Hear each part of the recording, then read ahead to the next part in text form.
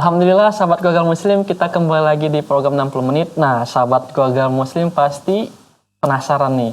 Tadi Ustadznya mau ngapain tadi nih, Ustadz? Ya, ini tadi bulu perindunya, bulu gendruwonya. Bulu gendruwo. Bulu gendruwo. Nah, kita semprot, nanti biasa dia gerak. Nah, Nanti kita insert saat ya. Iya, yang kalau gerak ini dia biasa itulah membuat orang takjub. Kok bisa gerak ya? Berarti ada... Maksudnya ini apa? Kibulnya dukun itu? Iya, pembohongannya dukun itu. Nah, bergerak dia kan. Nah. Kalau udah bergerak, kata dukunnya apa, Sat? Ya. Nah, ini berarti dia ada isinya. Ada setannya di sini biasanya. Katanya seperti itu. Nah, ini berarti bulu perindunya dia ampuh. Nah, jadi nanti ketika dioles-oles, nah itu bisa. Ini bulu perindunya dia ke arahnya kemana, Sat? Iya, kalau bulu perindu ini. Pasien apa ini? Ya, bulu perindu ini dia biasa untuk pengasihan juga. Untuk mahabbah, untuk menarik lawan jenis. Pelaris bisa, ataupun dia untuk pengasihan biasanya. Dan ini bulu perindu ini yang sangat terkenal, sangat ampuh. Dia dari Papua katanya. Gerak lagi deh, Sat? Iya, dia gerak terus dia. Kalau ada yang biasa, kalau ada pasangannya, biasa dililitnya tuh pasangannya. Nah, itulah makanya dia disebut bulu perindu. Nah, ini punya kalau dia di tukang-tukang, kita sudah minta ke dukun, ada dia dari 100.000 ya sampai jutaan, tergantung dukunnya. Kalau dukunnya dia memang sudah dukunnya yang terkenal, iya, dukunnya yang terkenal, iya sudah tersohor, ya harganya makin mahal. Nah, padahal untuk harga satu ini aja kalau kita beli sangat murah. Ini kenapa dijual, Sat? Untuk khusus untuk perdukunan itu?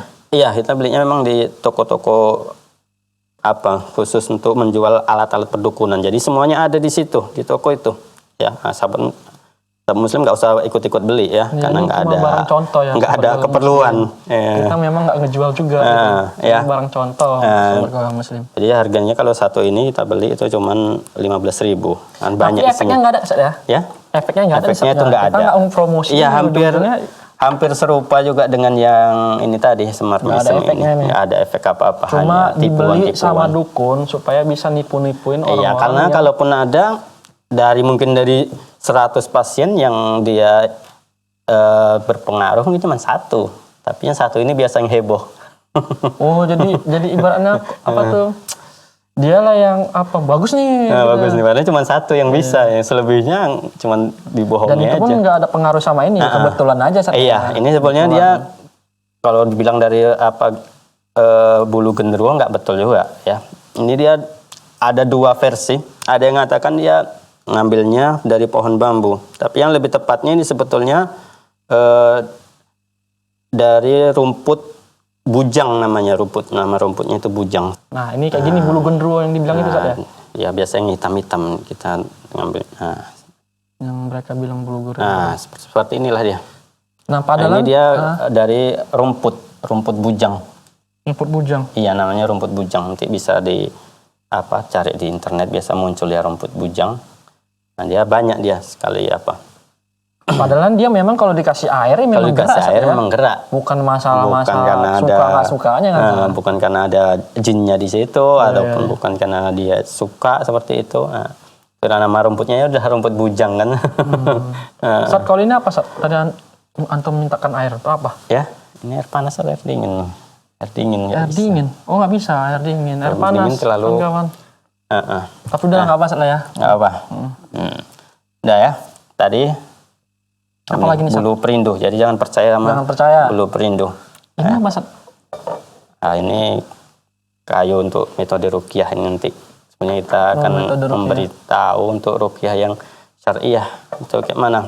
Karena ada ruqyah yang dia syariah, dia nanti yang syariah juga ada nanti terbagi menjadi dua juga sebetulnya. Ini pembagiannya bukan dari para ulama ya, karena di situ nanti ada kemaksiatan seperti itu, sehingga kita harus menjelaskannya. Di antara maksiatnya terkadang peruqyah ini dia mau memegang pasiennya walaupun pasiennya itu perempuan. Oh iya, nggak mahram, Ustaz, ya. Iya. dipegangnya sambil dilus. Cewek nih, cantik perempuan.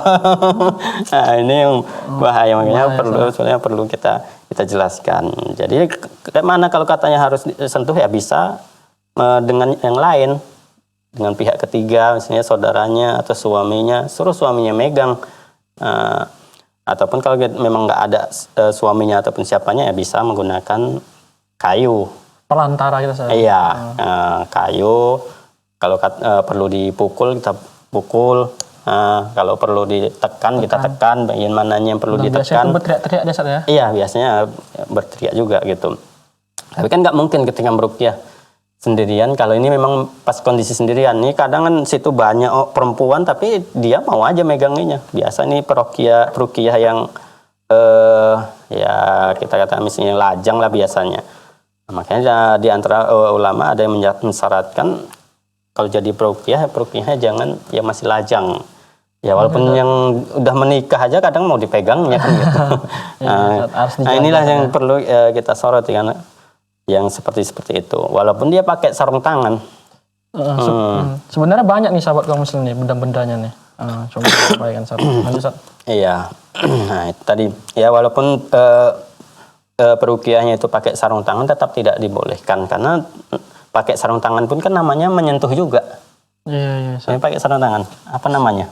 Sentuh juga kan gitu. Apa bedanya? Terasa juga ya. Apalagi kadang kalau yang sarung tangannya tipis, dia masih terasa juga di kulit kan, seperti itu. Tapi berarti ini bukan suatu syarat yang membolehkan ya Ustaz ya pakai sarung tangan. Kecuali memang terpaksa di sini, misalnya ketika kita membacakan tiba-tiba dia nyerang, ya ketika dia nyerang megang tangan kita, ya dia megang duluan, ya harus kita pegang juga balik kan gitu. Nah, makanya kalau darurat ya. Nah itu baru namanya darurat. Kalau ini kan enggak, kadang memang dia sedikit dipegangnya bagian kepalanya, ada dia nanti dipegang bagian bahunya. Ini perempuan loh, kadang punggungnya dipegang, diulus-ulusnya. Karena meruqyah ini memang kadang perlu diulus-ulus, tapi ya kalau ke perempuan ada batasan-batasannya, bukan sembarangan. Nah, seperti itu. Nah, ini ada satu lagi. Apa tuh Ustaz? Kita praktekkan. Oh, enggak. Nah, ini dia. Ini biasa juga dipakai oleh dukun ya. Itu apa Ustaz? Ini batu. Nah, cara gunanya. Batu ini. biasa Ustaz? Nah, biasanya dukun dia mempraktekkan gini dulu dia. Nah, diam dia kan, nggak bergerak. Iya Ustaz. Nah, jadi nanti diapakannya, dibacakannya mantra dulu. Nah, baru nah, entah di mana lah diapainya. Ini dukun Ustaz ya? Iya, dukun. Ini alat-alat dukun juga. Nah, biasa dia mau bergerak dia.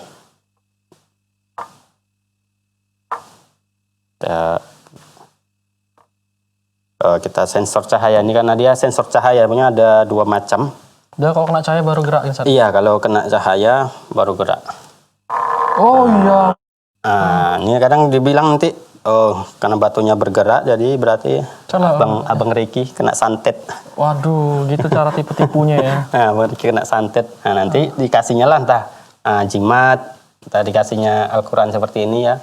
Al-Quran Istanbul untuk jimatnya, biar nggak biar santetnya itu nggak mempan. Ini apa Quran kecil ya? Quran Istanbul. Apa Istanbul. Ya Quran isinya, tapi nggak untuk dibaca, memang nggak bisa dibaca. Ya untuk jimat lah ujung-ujungnya. Untuk jimat, ya memang untuk jimat. Nah, ini harganya murah nih, nggak tahu apa bacaannya. Oh seperti ini. Nah. Iya benar. Dibaca juga nggak bisa. Katanya kan nggak Quran ya kan, yang nggak Quran. Iya, ini untuk jimat seperti itu.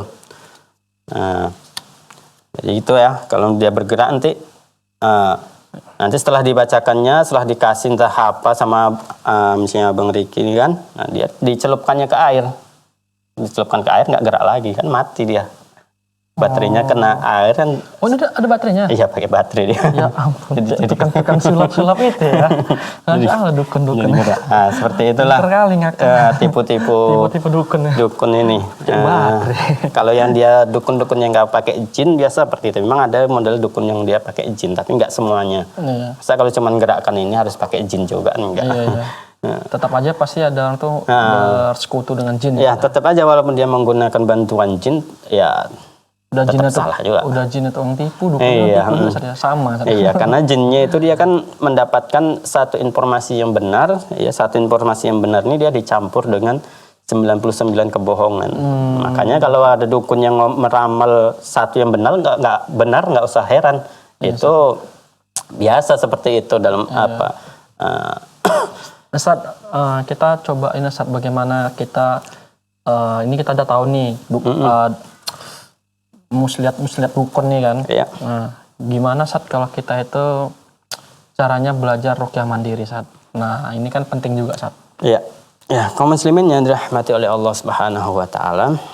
Ya, setelah kita mengetahui berkaitan dengan ruqyah, ya biasanya ruqyah ini sangat penting ya karena bisa menghindarkan kita dari kita melakukan perbuatan syirik.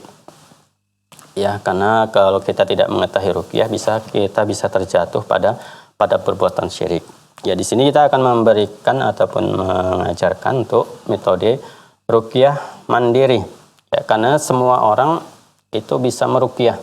Ya, walaupun minimal adalah untuk diri sendiri. Ya, makanya ada semboyan ataupun perkataan itu mengatakan bahwasanya ruqyah ini adalah ruqyah bukan milik ustadz. Ya. Ruqyah ini adalah milik umat. Jadi semuanya bisa meruqyah. Nah, jadi sebelum kita melakukan ruqyah mandiri, kita harus berwuduk terlebih dahulu.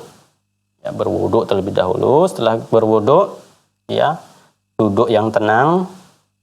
Ya, kemudian sambil memperbanyak membaca istighfar, ya minta ampun kepada Allah Subhanahu wa taala. Ya, karena dengan kita memperbanyak istighfar, ya meminta ampun kepada Allah. Kalau memang dalam diri seseorang tersebut ada dia gangguan jinnya, biasa ketika masih beristighfar, masih meminta ampun kepada Allah, jinnya itu sudah ada mulai bereaksi. Ya, itu kalau memang dia ada gangguannya. Tapi kalaupun itu biasa kalau yang seperti itu ya gangguan jin yang berat. Kalau dia masih suruh istighfar, kemudian ada reaksi dari tubuhnya.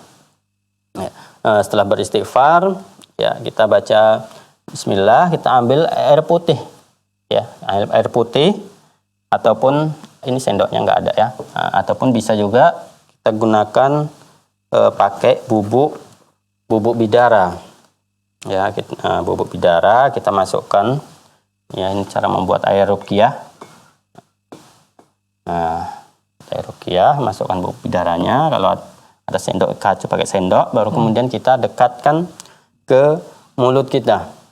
Ya, kita dekatkan ke mulut kita, baru kita bacakan ayat Al-Quran. Kita kasih contohnya ya. Kita bacakan misalnya surah Al-Fatihah, jalan gampang. Karena semua ayat dalam Al-Quran itu bisa digunakan untuk meruqyah. Ya. Jadi kita bacakan. Ya, a'udzu billahi minasyaitonir rajim. Bismillahirrahmanirrahim. Alhamdulillahi rabbil alamin. Ar-Rahmanir Rahim. Maliki yaumiddin. Iyyaka na'budu wa iyyaka nasta'in. Ihdinas siratal mustaqim.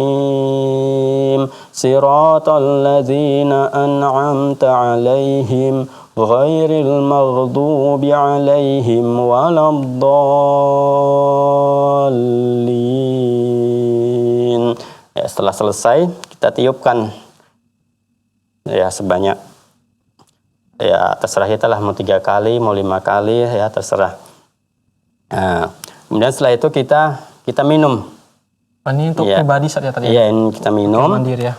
Setelah kita minum, masih ada kelanjutannya lagi. Ya, setelah kita minum, kemudian kita pegang bagian perut kita, atau kita pegang di bagian yang kita rasa sakit. Mana yang kita rasa sakit, misalnya di pundak ataupun di kepala, situ yang kita pegang. Tapi kalau kita nggak tahu, kita pegang bagian perut.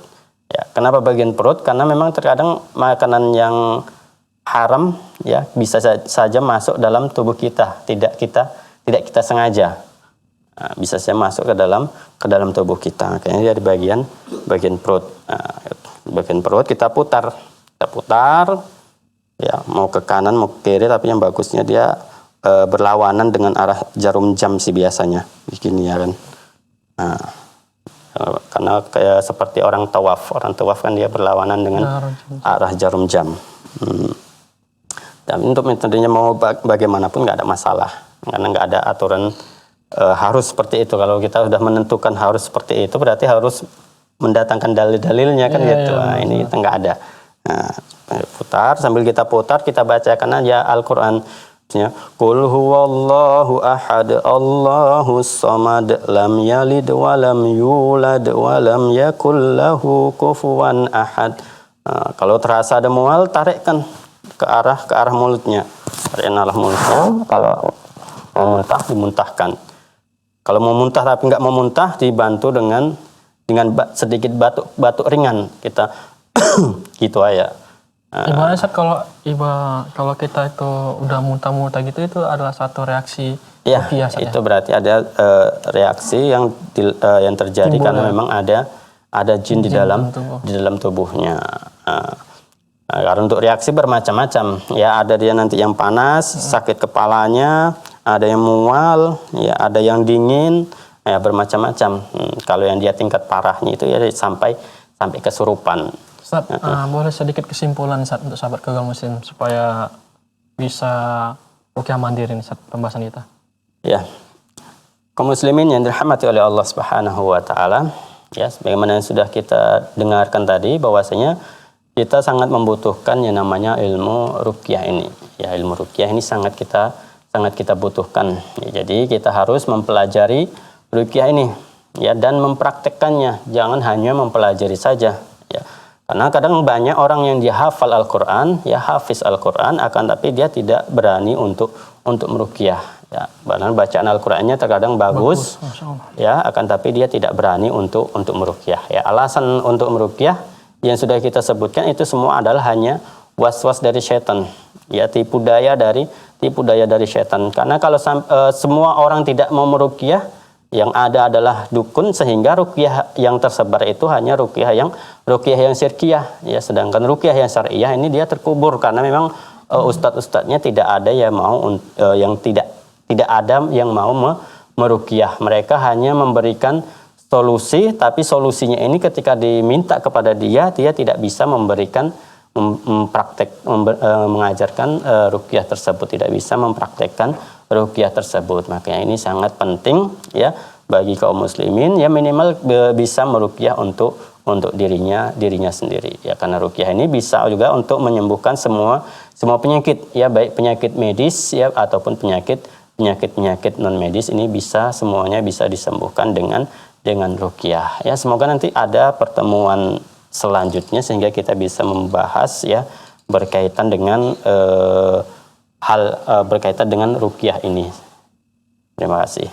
Oke, nah itu sahabat gaul muslim pembahasan kita tentang ruqyah. Nah, kita berharap kan setelah sahabat keluarga muslim menonton program kita ini tentang pembahasan ruqyah ini, sahabat keluarga muslim bisa menjaga diri, bisa menjaga keluarga, bisa melindungi diri dari gangguan-gangguan jin. Nah, bisa juga tahu nih ciri-ciri alat-alat perdukunan dan tentunya. Nah, Ustaz, terima kasih Ustaz atas informasinya Ustaz. Sama-sama. Nah, sahabat keluarga muslim, tonton program-program Salam TV lainnya, tentunya juga program 60 menit supaya sahabat keluarga muslim dapat informasi-informasi yang baik tentunya. Nah, kami pamit dulu ya Ustaz ya. Kami tutup dengan doa kafaratul majelis. Subhanakallahumma wa bihamdika asyhadu an la ilaha illa anta astaghfiruka wa atubu ilaik. Assalamualaikum warahmatullahi wabarakatuh. Waalaikumsalam warahmatullahi wabarakatuh.